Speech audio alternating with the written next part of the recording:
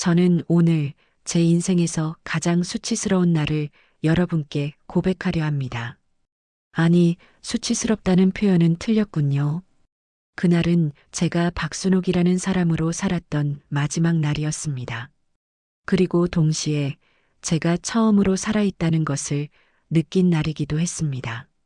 여러분, 혹시 이런 경험이 있으신가요? 내 이름을 불러도 그 목소리가 더 이상 나를 가리키지 않는 느낌. 거울 속 얼굴이 낯선 사람처럼 보이는 순간. 저는 그 순간을 절벽 아래 차가운 바닷물 속에서 처음 깨달았습니다. 지금부터 제가 들려드릴 이야기는 한 여자가 죽었다가 다시 태어난 이야기입니다. 그리고 그 여자가 어떻게 자신의 목소리를 되찾았는지에 대한 이야기입니다. 끝까지 들으시면 제가 왜 그 사람 앞에서 베일을 벗었는지 아시게 될 겁니다. 저의 이름은 박순옥이었습니다. 경기도 이천 비닐하우스 딸기밭이 늘어선 작은 마을에서 태어났습니다. 고등학교를 졸업하고 22에 시집을 갔으니 그게 벌써 38년 전 일이군요. 남편 이름은 이만득. 처음 맞선 자리에서 그는 양복깃을 세우고 자기 명함을 두 손으로 건네더군요. 저는 뭐든 열심히 하는 사람입니다. 그 말이 어찌나 믿음직스럽게 들리던지 저는 그 자리에서 마음을 굳혔습니다. 부모님도 성실한 눈빛이라며 반기셨지요. 그렇게 저는 22에 이만득의 아내가 되었습니다.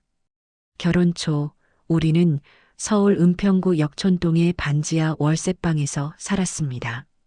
장판이 들뜨고 빗물이 오면 창문 아래로 물이 스며습니다. 저는 그런 것들이 하나도 불편하지 않았습니다. 낮에는 종로 포목점에서 일하고 밤에는 남편 도시락 싸며 내일을 꿈꿨습니다. 그 시절엔 라면도 행복했고 연탄불도 따뜻했습니다. 그런데 지금 생각해보면 그 행복의 절반은 제가 혼자 만들어낸 것이었군요. 시어머니는 처음부터 저를 탐탁지 않게 여기셨습니다. 시골뜨기 처녀가 우리 만드기한테 과분하지. 그렇게 처음 인사를 받았습니다. 저는 그 말을 흘려들었습니다. 아니, 흘려들으려고 이를 악물었습니다. 시어머니 방에 매일 아침 6시에 보약을 들이밀었고 명절이면 3박 4일 내내 부엌에 서 있었습니다. 손등이 트고 발 뒤꿈치가 갈라져도 내색 한 번 하지 않았습니다. 착한 며느리가 집안을 살린다는 말을 가슴에 새기며 살았습니다. 그것이 저의 전부였으니까요. 그런데 여러분, 저는 나중에야 알았습니다. 그 착함이, 그 인내가 오히려 저를 위험하게 만들었다는 것을. 제가 참으면 참을수록 그 사람들은 제가 아무것도 모른다고 믿었습니다. 그리고 그 믿음이 결국 그들을 무너뜨렸습니다. 아들 진호가 태어났을 때 저는 세상을 다 가진 줄 알았습니다.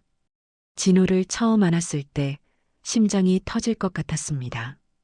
남편은 문 밖에서 기다리다 들어와 아이 이마에 손을 얹더니 한마디 했습니다. 아들이네. 저는 그 짧은 말에도 감동받았습니다. 그것이 저였습니다. 아주 작은 것에도 저는 감사했습니다. 세월이 흘렀습니다. 역촌동 반지하에서 시작한 우리 집은 만드기 건설업으로 돈을 벌면서 일산 정발산 아래 30평 아파트로 옮겼습니다. 시어머니는 안방을 차지하셨고 저는 작은 방에서 진호를 키웠습니다. 남편은 바빠졌고 집에 오는 날이 줄었습니다. 사업이 힘들어. 당신은 그냥 애나 잘 키워. 그 말이 얼마나 날카로웠는지 저는 매번 가슴이 긁히는 느낌이었습니다. 하지만 저는 아무 말도 하지 않았습니다. 진호가 고등학생이 되던 해 이상한 일들이 생기기 시작했습니다. 남편의 휴대전화에 모르는 번호가 잦았고 늦은 밤 현관에서 낮은 목소리로 통화를 마치고 들어오는 일이 잦아졌습니다. 저는 한 번은 용기를 내어 물었습니다. 여보, 요즘 통화를 많이 하네요. 무슨 일 있어요? 그는 잠깐 저를 보더니 아무렇지 않게 말했습니다. 현장 소장이 문제가 많아. 당신은 신경 꺼. 그래서 저는 신경을 껐습니다. 그것이 저의 가장 큰 실수였습니다. 어느 날 오후 이웃 명숙 언니가 조심스럽게 말을 건넸습니다. 저희 동네 슈퍼마켓 앞 플라스틱 파라솔 의자에 앉아서였습니다. 순호가 있잖아. 만득 씨 차를 지난주에 강남 쪽에서 봤는데 옆에 어린 여자가 타고 있더라고. 저는 웃으며 말했습니다. 아이고, 언니 사업하면 여자 손님도 있잖아요. 명숙 언니는 그 이상 말하지 않았습니다. 그래, 내가 잘못 봤나 봐. 그때 명숙 언니의 눈빛이 참 복잡했다는 것을 저는 한참 뒤에야 기억해냈습니다. 그로부터 2해가 더 흘렀습니다. 남편의 50살 생일이 다가왔습니다.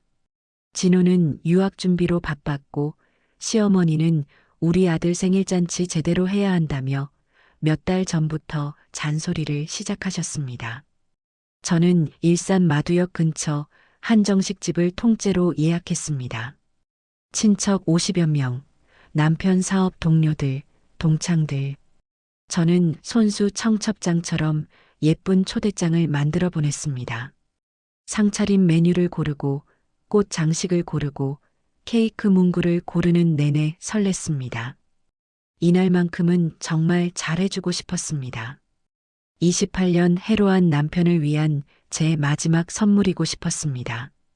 그것이 진짜 마지막이 될 줄은 꿈에도 몰랐습니다.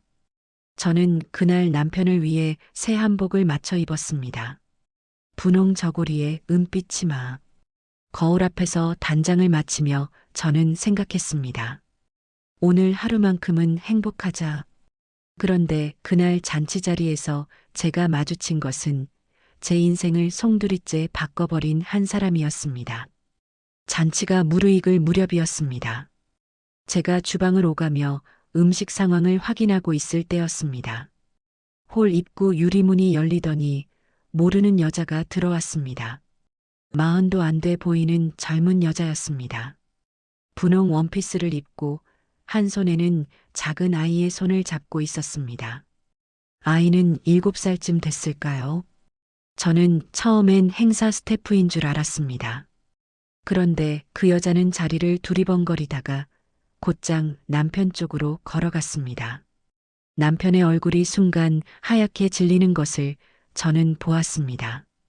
저는 가슴이 서늘해졌습니다. 서늘하다는 표현이 이렇게 물리적으로 느껴진 것은 처음이었습니다. 척추 아래부터 등줄기를 타고 찬바람이 올라오는 것 같았습니다. 저는 천천히 걸어갔습니다. 여자가 남편 앞에 서서 말했습니다. 왜 전화를 안 받아요? 리사 왔잖아요. 남편은 저를 보았습니다. 저도 남편을 보았습니다. 그리고 아무도 아무 말도 하지 않았습니다. 그 침묵이 제 28년을 설명해 주었습니다. 친척들이 하나둘 수군거리기 시작했습니다. 남편의 누나는 갑자기 화장실을 가는 척 자리를 피했고 동창들은 고개를 숙였습니다. 시어머니는 잠시 멈칫하다가 제 쪽을 힐끔 보시더니 이렇게 말씀하셨습니다. 아이고, 어쩐 일이래. 이리 와서 앉아. 아이에게 하신 말씀이었습니다. 저는 그 순간 무릎이 꺾이는 것 같았습니다. 시어머니도 알고 계셨던 겁니다. 아마 저만 몰랐던 것입니다. 저는 한 발 한 발을 밖으로 나갔습니다. 주차장 가장자리, 소나무 한 그루 아래 서서 혼자 숨을 골랐습니다. 저는 울지 않았습니다. 울 수가 없었습니다. 눈에서 눈물이 나오려면 감정이 흘러야 하는데 그 순간 저의 감정은 흐르지 않고 그냥 굳어버렸습니다. 어떻게 해야 하지? 그 생각 하나만 맴돌았습니다. 남편은 잠시 후 저를 찾아왔습니다. 소나무 아래 서 있는 저를 보더니 목을 가다듬으며 말했습니다. 순호가 오해하지 마. 설명할게. 저는 그를 바라봤습니다. 설명이요? 남편은 잠깐 망설이다가 말했습니다. 그 애가 내 자식은 맞아. 저는 그 자리에서 아무 말도 하지 못했습니다. 28년 동안 한 번도 내지 않았던 비명이 목구멍 안에서 막혀 있었습니다. 나중에 저는 생각했습니다. 그날 남편이 설명을 했더라면 어쩌면 저는 또 참았을지도 모릅니다. 하지만 남편은 설명 대신 전혀 다른 것을 준비하고 있었습니다. 그것은 제 인생에서 가장 잔인한 계획이었습니다. 그로부터 며칠이 지났습니다. 저는 밥을 잘 먹지 못했고 잠도 자지 못했습니다. 하지만 속으로는 생각했습니다. 진호 유학 보내고 정신 차리고 이혼 얘기를 꺼내자. 그런데 그 며칠 사이 이상한 일들이 일어나기 시작했습니다. 남편이 갑자기 다정해졌습니다. 아침에 일어나면 커피를 내려다 주고 순호가 몸은 좀 어때? 라고 묻는 것이었습니다. 저는 그 갑작스러운 친절이 싫었습니다. 하지만 경계하지는 못했습니다. 28년의 습관이 의심보다 빨리 움직였으니까요. 어느 날 저녁 남편이 저에게 병원 얘기를 꺼냈습니다. 순호가 요즘 좀 이상한 것 같아. 자꾸 잊어버리고 밥도 못 먹고 한번 검사 받아봐야 하지 않겠어? 저는 어리둥절했습니다. 제가요? 저는 멀쩡한데요. 남편은 진지한 얼굴로 말했습니다. 저번에 가스도 켜두고 나갔잖아. 그리고 어머니한테도 이상한 말 했다고 하시던데. 저는 기억이 없었습니다. 그럴 리가 없었으니까요. 하지만 그 대화가 그 이후로 반복됐습니다. 동네 이웃이 남편한테 아, 사모님이 요즘 좀 이상하셔 보이더라고요라고 말했다는 둥. 시어머니가 며느리가 수상하다고 하셨다는 둥. 저는 점점 내 자신을 의심하기 시작했습니다. 그것이 바로 그들이 원하는 것이었습니다. 결정적인 날은 비가 오는 날이었습니다. 11월 초였습니다. 경기도 가평 가는 길, 북한강 줄기가 보이는 산길 드라이브를 하자고 남편이 먼저 제안했습니다. 저는 오랜만에 단둘이 나들이라 생각했습니다. 솔직히 말씀드리면 조금 기대가 됐습니다. 이 사람이 제 정신을 차렸나 하는 어리석은 기대였지요. 차는 북한강 옆 산길로 접어들었습니다. 잔뜩 흐린 하늘에 빗방울이 떨어지기 시작했습니다. 남편은 말없이 운전했고 저는 창밖을 바라봤습니다. 그때 남편의 핸드폰이 울렸습니다. 스피커로 연결된 차 안에 여자 목소리가 들렸습니다. 어디야? 다 됐어? 리사였습니다. 저는 심장이 차갑게 식어내리는 것을 느꼈습니다. 이건 드라이브가 아니었습니다. 차가 갑자기 섰습니다. 좁은 산길, 낭떠러지가 보이는 곳이었습니다. 아래는 강이 흘렀습니다. 남편은 차에서 내리더니 뒷문을 열었습니다. 내려. 저는 두 다리가 떨렸지만 내렸습니다. 그때 산 아래쪽에서 또 한 대의 차가 올라왔습니다. 리사였습니다. 그녀는 우산도 없이 빗속에 서서 남편과 무언가를 속닥였습니다. 저는 뒤로 물러섰습니다. 발 아래가 절벽 끝이라는 것을 저는 그때야 느꼈습니다. 만득 씨, 이게 무슨 짓이에요? 저는 떨리는 목소리로 말했습니다. 남편과 리사가 동시에 저를 바라봤습니다. 리사는 핸드백에서 서류를 꺼냈습니다. 요양원 입원 동의서야. 사인만 하면 돼. 저는 아연실색했습니다. 요양원이요? 제가 왜요? 저는 아무것도 아픈 데 없어요. 남편은 낮고 차가운 목소리로 말했습니다. 순호가 당신 요즘 많이 이상해. 본인이 모르는 거야. 그냥 편히 쉬는 거라 생각해. 저는 서류를 받지 않았습니다. 뒷걸음질 쳤습니다. 발이 미끄러졌습니다. 빗물에 젖은 절벽 끝 잡을 것이 아무것도 없었습니다. 그 이후의 기억은 선명하지 않습니다.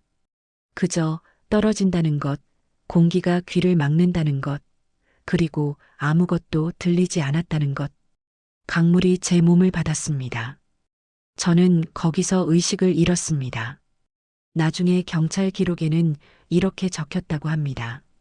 실족사로 추정, 사체 미발견, 익사 사망 처리, 남편 이만득은 사망 신고를 했습니다. 저는 공식적으로 죽었습니다. 하지만 저는 살아 있었습니다. 그리고 바로 그 죽음 덕분에 저는 비로소 다시 태어날 수 있었습니다. 저를 발견한 건 근처 마을의 노인이었습니다. 강이 바다로 이어지는 어기, 인천 앞바다 갯벌 가장자리에서 조개를 캐던 노인이었습니다. 눈이 거의 멀었지만 물 위에 떠오른 것이 사람임을 느끼셨다고 했습니다. 노인은 혼자 저를 끌어올렸습니다. 체구가 작은 분이었지만 어떻게 그 힘이 나셨는지 모르겠습니다. 저는 사흘 만에 눈을 떴습니다. 천장이 낮은 방이었습니다. 갯내음이 났습니다. 몸을 일으키려 했지만 옴짝달싹도 못했습니다. 그리고 무언가를 말하려 했을 때 저는 처음으로 깨달았습니다. 목소리가 나오지 않았습니다. 입이 열리는데 공기만 나왔습니다. 저는 공황 상태가 됐습니다. 아무리 해도 소리가 나오지 않았습니다. 의사가 나중에 설명하기를 충격과 익수로 인해 성대에 이상이 생겼다고 했습니다. 노인의 이름은 강봉국 선생님이셨습니다. 인천 영종도 바닷가 마을에 홀로 사시는 분이었습니다. 자녀도 없고 오래전 아내를 먼저 보내셨다고 하셨습니다. 겉으로는 그냥 마을 어른처럼 보였는데 알고 보니 젊은 시절 사업으로 적지 않은 재산을 모으신 분이셨습니다. 마을 사람들은 그냥 회장님이라고 불렀습니다. 저는 선생님 댁 사랑채에서 2달을 지냈습니다. 목소리가 없으니 필담으로 대화를 나눴습니다. 선생님은 눈이 거의 안 보이셨지만 귀는 밝으셨습니다. 제가 종이에 써드리면 손잡벌대는 조카분이 읽어드렸습니다. 어느 날 선생님이 물으셨습니다. 어떻게 된 일이요? 저는 한참 생각하다가 썼습니다. 남편이 저를 버렸습니다. 선생님은 잠시 침묵하시다가 말씀하셨습니다. 그래서 죽으려 했소? 저는 고개를 저었습니다. 그리고 썼습니다. 저는 죽지 않으려고 떨어졌습니다. 그 말을 읽으신 선생님은 오래 생각하셨습니다. 그리고는 말씀하셨습니다. 그럼 살아야겠구먼. 아주 단순한 말이었습니다. 하지만 그 말이 제 심장을 다시 뛰게 했습니다. 저는 그날 밤 처음으로 울었습니다. 소리 없는 울음이었습니다. 하지만 그것이 저의 진짜 첫 울음이었습니다. 28년 만에 제 울음이었습니다. 선생님은 어느 날 제게 물으셨습니다. 사람들한테 어떻게 하고 싶소? 저는 망설임 없이 썼습니다. 그들이 저에게 한 것들을 그대로 돌려주고 싶습니다. 선생님은 고개를 천천히 끄덕이셨습니다. 그럼 방법이 있소. 하지만 쉽지 않을 거요. 그 방법이 무엇이었냐고요? 저는 그로부터 반년을 영종도에서 보냈습니다. 체력을 키웠고 선생님의 서재에서 경제, 법률, 부동산 책들을 읽었습니다. 선생님은 직접 사업 이야기를 들려주시며 세상 돌아가는 방법을 가르쳐 주셨습니다. 저는 들을수록 깨달았습니다. 내가 28년 동안 모른 척했던 세계가 있었다는 것을, 아니, 모른 척하도록 만들어졌다는 것을. 성대 수술은 인천 길병원 근처 전문 병원에서 받았습니다. 선생님이 모든 비용을 대주셨습니다. 수술 후 목소리가 돌아왔을 때 처음 나온 소리는 아주 낮고 가는 소리였습니다. 저는 그 소리를 듣고 한참 울었습니다. 아, 이게 목소리구나. 이게 내가 살아있다는 증거구나. 선생님은 제게 말씀하셨습니다. 아가씨, 당신이 박순옥으로 돌아가면 그 사람들은 당신을 다시 없애려 할 거요. 저도 압니다. 그럼 다른 사람이 되어야 하오. 얼굴도 목소리도 이름도. 저는 잠시 멈칫했습니다. 그리고 말했습니다. 저는 죽은 사람이니까요. 그러면 죽은 사람답게 다시 태어나겠습니다. 전신 성형은 서울 강남의 유명 병원에서 이루어졌습니다. 얼굴에 뼈대를 다듬고 눈매를 바꾸고 코를 세웠습니다. 머리카락 색도 걸음걸이도 말투도 바꿨습니다. 저는 그 과정이 조금도 무섭지 않았습니다. 박순옥이라는 사람이 더 이상 없어지는 것이 오히려 편했습니다. 수술실 들어가기 전 마지막으로 거울을 봤습니다. 안녕, 박순옥. 고생 많았어. 저는 그렇게 혼자 인사를 했습니다. 그리고 3년이 지났습니다. 저는 한지안이라는 이름으로 새로 태어났습니다. 서류상의 한지안은 제1교포 2세, 일본에서 사업을 한 재력가. 선생님이 깔끔하게 준비해 주셨습니다. 저는 강남 도산대로 근처 오피스텔에 자리를 잡았습니다. 가죽 서류 가방을 들고 하이힐을 신고 고급 음식점에서 혼자 밥을 먹는 법을 배웠습니다. 처음엔 어색해서 자꾸 주눅이 들었습니다. 하지만 저는 스스로에게 말했습니다. 지안아, 너는 이제 이 세계 사람이야. 그런데 변한 것이 하나 있었습니다. 예전에 박순옥은 눈물이 많았습니다. 그런데 한지아는 눈물이 없었습니다. 저는 그게 성형 때문인 줄 알았습니다. 하지만 사실은 더 중요한 무언가를 위해 아끼고 있었던 겁니다. 그 눈물이 언제 나왔냐고요? 바로 그 결혼식 날이었습니다. 3년 만에 일산으로 돌아왔습니다. 이제 이만득의 건설 회사는 제법 커져 있었습니다. 그리고 리사는 그 집 안방마님 자리를 꿰차고 있었습니다. 저는 알고 있었습니다. 그 회사가 지금 어디서 돈이 새는지, 어떤 부실이 숨겨져 있는지, 선생님의 도움으로 내부 정보를 꼼꼼히 파악해 두었으니까요. 저는 먼저 만득의 회사의 투자자로 접근했습니다. 소개는 공통 지인을 통해 자연스럽게 이루어졌습니다. 첫 만남은 일산 호수공원 근처 호텔 레스토랑이었습니다. 저는 검은 정장에 진주 귀걸이를 하고 나타났습니다. 만득은 제가 들어서는 순간 일어섰습니다. 그의 눈이 잠깐 당황한 빛을 띄었는데 저는 속으로 웃었습니다. 무언가를 느꼈겠지요. 하지만 그는 절대로 눈치채지 못했습니다. 한지안이라고 합니다. 반갑습니다. 이 대표님. 저는 깔끔하게 악수를 청했습니다. 만득은 어색하게 웃으며 손을 맞잡았습니다. 네, 반갑습니다. 좋은 자리 마련해 주셔서 감사합니다. 저는 와인 잔을 들고 말했습니다.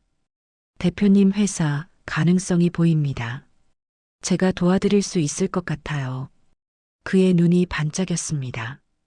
저는 그 다음 만남에서 순옥이 생전에 즐겨 먹던 음식을 주문했습니다. 홍합탕, 도토리묵, 우엉조림. 특별히 고를 이유가 없는 음식들처럼 보였지만 만득은 흠칫했습니다. 혹시 이 음식 좋아하세요? 저는 웃으며 말했습니다. 어릴 때부터 즐겨 먹었어요. 어머니가 자주 해주시던 음식이라서요. 만득은 잠시 말이 없었습니다. 저는 그의 표정을 속으로 즐겼습니다. 불편함 속에서 알 수 없는 그리움이 떠오르는 그 표정을. 그 무렵 진호가 유학을 마치고 귀국했습니다. 진호는 어느 행사장에서 저를 마주쳤을 때 잠깐 굳었습니다. 그 아이는 5초쯤 저를 빤히 보더니 아무렇지 않게 말했습니다. 안녕하세요. 저는 이진호라고 합니다. 저는 심장이 터질 것 같았습니다. 하지만 웃으며 말했습니다. 한지안입니다. 그날 밤 진호에게서 문자가 왔습니다. 저합니다. 절대 아무 말 안 할게요. 같이 해요, 엄마. 저는 그 문자를 지우지 않았습니다. 그것이 제 전화기에 남아있던 유일한 따뜻한 말이었습니다. 진호는 어떻게 알았냐고요? 그 아이는 어릴 때부터 제가 밥 먹을 때 홍합살을 쪽 빨아먹는 버릇이 있다는 걸 알았습니다. 아무리 얼굴이 바뀌어도 그 버릇은 바꾸지 못했던 겁니다. 자식의 눈은 속일 수가 없더군요. 리사는 처음부터 저를 의심했습니다. 저 여자가 어디서 나타난 거야? 배경이 너무 불분명해. 리사는 사립탐정을 고용해 저의 뒤를 캤습니다. 하지만 저는 이미 서류를 완벽하게 준비해 두었습니다. 오히려 리사가 탐정을 고용한 사실을 역으로 흘리면서 만득에게 리사가 의부증 환자처럼 보이게 만들었습니다. 대표님, 솔직히 말씀드릴게요. 사모님이 제 일상을 미행하고 계세요. 이건 좀 심각하지 않나요? 만득은 리사를 불러 세우고 고함을 쳤습니다. 저는 그 장면을 전해 들으며 처음으로 기분이 조금 후련해지는 것을 느꼈습니다. 만득은 저에게 프러포즈를 했습니다. 일산 킨텍스 근처 한 레스토랑에서 장미꽃 한 다발을 내밀었습니다. 그 꽃다발을 보는 순간 저는 기가 막혀 웃음이 나왔습니다. 28년 동안 생일 한 번 챙겨주지 않던 사람이 이 꽃다발을 들고 무릎을 꿇었습니다. 저는 꽃을 받고 말했습니다. 대표님, 저는 분명한 사람을 좋아해요. 무슨 말이요? 지금 댁에 계신 분과 정리가 돼야 저도 생각해 볼 수 있지요. 그는 이틀 후 리사에게 이혼 서류를 내밀었습니다. 리사는 당연히 서명을 거부했습니다. 대신 옛날 순옥의 유품, 사진, 편지들을 빌미로 만득을 협박했습니다. 저는 그 시점에 이미 리사가 과거 절벽 사건을 함께 계획했다는 증거 영상 파일을 갖고 있었습니다. 영종도 선생님 댁에서 지내는 동안 조용히 수소문에 확보해둔 자료였습니다. 그 파일을 익명으로 경찰에 보냈습니다. 리사의 추락은 빠르게 이루어졌습니다. 카드 빚이 드러났고 사채업자들이 찾아왔고 결국 만득의 집에서 쫓겨났습니다. 저는 그 소식을 들으며 생각했습니다. 죄에는 이자가 붙는구나. 만득의 건설 현장 부실 시공 사고는 제가 파놓은 마지막 함정이었습니다. 자세한 방법은 말씀드릴 수 없지만 저는 그가 오랫동안 숨겨온 불법 시공 자료를 적절한 시기에 흘렸습니다. 현장 사고가 났고 조사가 시작됐고 회사는 흔들렸습니다. 절박해진 만득은 저를 찾아와 무릎을 꿇었습니다. 지한 씨, 나 좀 살려줘요. 내 재산을 다 넘길게. 이 회사, 이 명예 다. 저는 그를 내려다보았습니다. 예전 같았으면 가슴이 아팠을 겁니다. 하지만 저는 아프지 않았습니다. 그저 덤덤했습니다. 서명하시죠. 저는 그때 생각했습니다. 모든 것을 가졌는데 왜 이렇게 허한 걸까? 재산도 명의도 복수의 증거도 다 손에 넣었는데 뭔가 하나가 빠진 것 같았습니다. 그게 뭔지 저는 결혼식 날 알게 됐습니다. 결혼식 날이 왔습니다. 장소는 서울 서초구 방배동의 작은 예식홀이었습니다. 만득이 원한 장소였습니다. 예전 사업 동료들을 불러보란 듯이 제기하는 모습을 보여주고 싶었던 것 같습니다. 저는 흰 드레스를 입고 베일을 썼습니다. 거울 앞에서 스스로를 바라보며 생각했습니다. 박순옥, 오늘이 마지막 날이야. 식장 안은 하객들로 가득 찼습니다. 주례 선생님이 자리를 잡았고 피아노 반주가 시작됐습니다. 저는 버질로드를 걸었습니다. 혼자였습니다. 아들 진호는 하객석 뒤편에 조용히 서 있었습니다. 저는 그 아이와 눈을 마주쳤습니다. 진호는 고개를 한번 끄덕였습니다. 그때였습니다. 식장 스피커에서 갑자기 소리가 흘러나왔습니다. 주례사 대신 낯선 음성. 아니, 낯선 듯 낯설지 않은 음성. 예전의 박순옥 목소리였습니다. 38년 전 남편과 처음 만난 날 녹음해 두었던 저의 육성이었습니다. 하객들이 웅성이기 시작했습니다. 만득의 얼굴이 굳었습니다. 저는 천천히 베일을 걷었습니다. 만득 씨. 저는 그의 이름을 불렀습니다. 그가 저를 바라봤습니다. 그의 눈에서 뭔가 떨리는 것이 보였습니다. 저는 앞으로 걸어가 그의 귀에 대고 속삭였습니다. 나야. 당신이 죽였다고 생각한 박순옥이야. 만득은 의자를 뒤로 밀며 일어났습니다. 뭐야, 당신이 누구야? 저는 그를 바라보며 또렷하게 말했습니다. 여보, 나야. 죽어서도 당신 잊지 못해 돌아온 순옥이. 식장이 술렁였습니다. 하객 중 몇몇은 벌떡 일어났습니다. 만득의 오랜 동창 한 명이 소리쳤습니다. 저 여자가 왜 저러는 거야? 누군가는 핸드폰을 꺼내 동영상을 찍기 시작했습니다. 진호가 앞으로 나왔습니다. 그리고 차분하게 말했습니다. 하객 여러분, 혼란스러우시죠? 지금부터 드릴 말씀이 있습니다. 진호는 서류 봉투 하나를 꺼내 들었습니다. 그 안에는 남편 만득의 비자금 장부 사본, 리사와 공모한 증거 녹취, 부실 시공 관련 자료가 들어 있었습니다. 그날 이후 일들은 빠르게 정리됐습니다.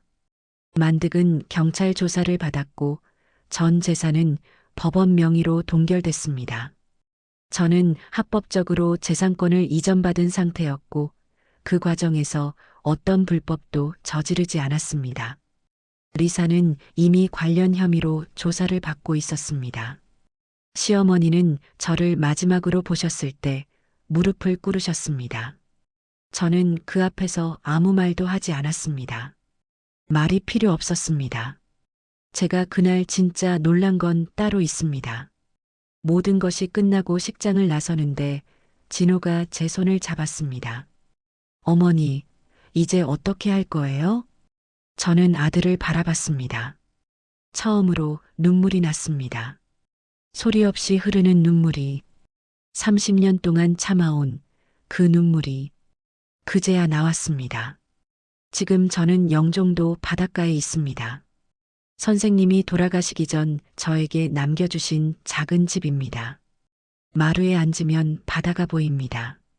봄이면 갈매기가 울고 여름이면 파도가 높습니다.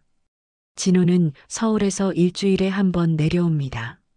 내려오는 날이면 저는 홍합탕을 끓입니다.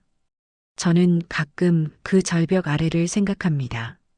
그 차갑고 어두운 강물 속에서 나는 왜 살아남았을까?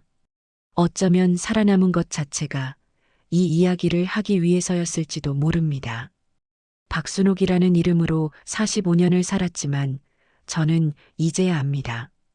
그 이름은 저를 지워가는 이름이었다는 것을. 한지안으로 살면서 저는 많은 것을 되찾았습니다. 재산도 명예도 아들도. 하지만 가장 소중하게 되찾은 것은 다른 것이었습니다. 바로 제 목소리입니다. 누군가에게 짓밟히는 것이 당연한 줄 알았던 그 시절의 박순옥. 그녀는 이제 없습니다. 하지만 오늘 저녁 바다 앞에서 혼자 소리내어 이름을 불러봅니다. 나는 살아있다. 그 목소리가 파도 위로 떠내려가는 것을 보며 저는 생각합니다. 이제야 비로소 내 인생을 내가 살기 시작했다고. 여러분도 혹시 누군가 때문에 자신의 목소리를 잃어가고 있진 않으신가요? 괜찮습니다. 목소리는 반드시 돌아옵니다. 다만 그것이 돌아올 때를 위해 오늘 하루를 버텨주시기 바랍니다. 저처럼 차갑고 깊은 강물 속에서도 손끝 하나로 버틴 사람이 있었다는 걸 기억해 주십시오. 이 이야기가 여러분의 마음에 조금이라도 닿았기를 바라며 오늘 저는 이만 파도 소리를 들으러 가겠습니다.